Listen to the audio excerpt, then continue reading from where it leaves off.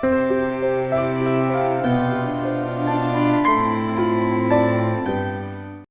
பற்றி நம்ம குழந்தைகளுக்கு தெரிந்திருக்கிறது, புரதம் பற்றி தெரிந்திருக்கிறது. எல்லாரும் பேசுகிறான். வீட்டில் பெரிய பெரிய டின்னில் புரதடப்பா வாங்கி சென்னை மாதிரி பகுதிகளில் ஜிம்னாசியம் போனாங்கன்னா அவன் கொடுத்து விட்டுறான். மசில் மாஸ் நல்லா ஸ்ட்ரென்தன் ஆகணுமா, நீ ஜிம் பண்ணும்போதே கூட சேர்ந்து இந்த ப்ரோட்டீன் பவுடர் 3 ஸ்பூன் போட்டுக்கோ, 4 ஸ்கூப் போட்டு சாப்பிடு, சோறே திங்காத, வெறுமனை காலையில் எழுந்திரிச்சு இந்த ப்ரோட்டீன் பவுடர் எடு அப்படின்னு ஒரு பெரும் சந்தை உருவாக்கிட்டு இருக்கு.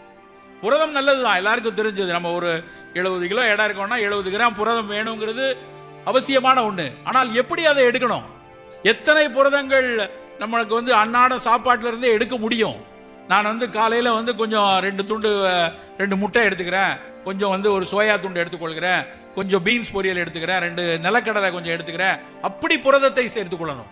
இந்த புரோட்டீன் பவுடர் வச்சு 2 ஸ்பூன் டைரெக்டாக எடுக்கும்போது இன்னொருத்தர் கூடவே ஒரு அறிக்கை வருது, இந்த மாதிரி புரத உணவுகள் சிறுநீரகத்திற்கு ஒரு ஸ்ட்ரெஸ்ஸை கொடுக்கும். சிறுநீரகத்துக்கு ஏற்கனவே அவருக்கு ஏதாவது ஒரு நெஃப்ரான்ஸில் ஒரு தொந்தரவு இருக்குது அப்படின்னா இப்படியான புரதங்களை கொடு. நமக்கு அதில் நெஃப்ரான்ஸ் பல மில்லியனில் இருக்குது. சிறுநீரகத்தில் பல மில்லியனில் இருக்கும்போது ஏதாவது ஒரு வகையில் நம்ம இந்த ஸ்ட்ரெஸ் இது கூட கொஞ்சம் இந்த புரதத்தில் நம்ம கூட கொடுக்கறதுனால ஏதாவது கொஞ்சம் போல அந்த சலிப்பான்கள், அந்த சலிக்கக்கூடிய அந்த நெஃப்ரான்ஸ்களில் தொந்தரவு இருந்ததுன்னா கூடுதலாக அந்த நோயை கொடுத்து விடும். நமக்கு தெரியாது, எந்த விதமான குறிகுணங்களும் தெரியாது, யூரின் நல்லா தான் போகும், எந்த விதத்திலும் தெரியாது. ஆனால் குமுலேட்டிவாக கொஞ்சம் கொஞ்சமாக 5-6 வருடங்கள் 10 வருடங்கள் ஆகும்போது அவை சிக்கல்களை கொண்டு வந்து விடும். அப்போ நம்ம இளைஞர்கள்ட்ட, நம்ம வீட்டு பிள்ளைங்களுக்கு உனக்கு புரதம் வேணும், ஆனால் அந்த புரதத்தை நம்முடைய உணவிலிருந்து, அன்னாட சாப்பிடக்கூடிய உணவிலிருந்து எடு. எவ்வளவு நல்ல புரதங்கள் இருக்கு நம்மகிட்ட. பீன்ஸ்லேருந்து, பட்டாணியிலேருந்து, மரக்கறியாளர்களாக அந்த மாதிரி எடுத்துக்கொள்ளணும்.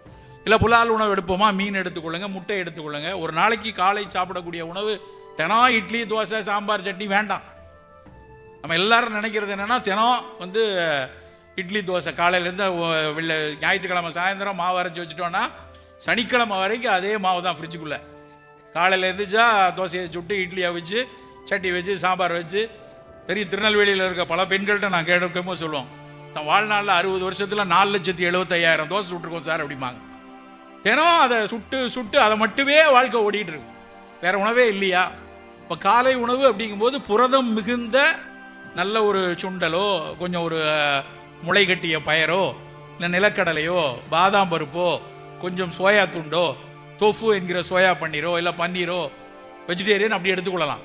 புலால் சாப்பிட்றவங்க அது கண்டிப்பாக 2 முட்டை எடுத்துக்கொள்ளலாம். அப்போ கிட்டத்தட்ட ஒரு 20-30 கிராம் புரதம் காலையில் நமக்கு கிடைச்சிடும். அப்படி எடுத்தால் மட்டும்தான் நம்மளுடைய எதிர்ப்பாற்றலை வலுவாக வைத்துக் கொள்ள முடியும். நண்பர்களே, ஒவ்வொரு வேளை உணவிலும் அக்கறையாக இருக்க வேண்டிய கட்டாயத்தில் நம்ம இருக்கிறோம். முன்னாடிலாம் அது சாய்ஸ், இப்போ அது மேண்டேட். நம்ம குடும்பத்தில் நம்மளுடைய தாத்தாவுக்கோ, பாட்டிக்கோ, அப்பாவுக்கோ, அம்மாவுக்கோ நமக்கு புற்றுநோய்கள் இருக்கணும், நமக்கு வருவதற்கான சாத்தியங்கள் கொஞ்சம் வந்துடுது. அப்போ அதிலிருந்து நம்ம எப்படி காத்துக்கொள்வது, எப்படி அந்த நோய் கூட்டங்கள் வராமல் பார்த்துக்கொள்வது? நம்முடைய எதிர்ப்பாற்றலை சரியாக வைத்துக் கொள்ளால் மட்டும்தான் அவற்றை காத்துக்கொள்ள முடியும். நம்ம தாத்தாவுக்கு, நம்ம பாட்டிக்கு, நம்மளுடைய வீட்டில் இருக்க பெரியவர்களுக்கு 75 வயது 80 வயது இருக்கு அப்படின்னா நமக்கும் 75-80 வயது வருவதற்கான அத்தனை சாத்தியங்களும் உண்டு. அதை கெடுப்பது என்பது நம்ம குப்பை உணவுகள் சாப்பிடுவதனால் மட்டும்தான். அப்ப அதிலிருந்து விலகி நம்ம உணவை எப்படி செம்மையாக்கி கொண்டு போகணும்னு ஒவ்வொரு நாளும் யோசிக்க வேண்டும்.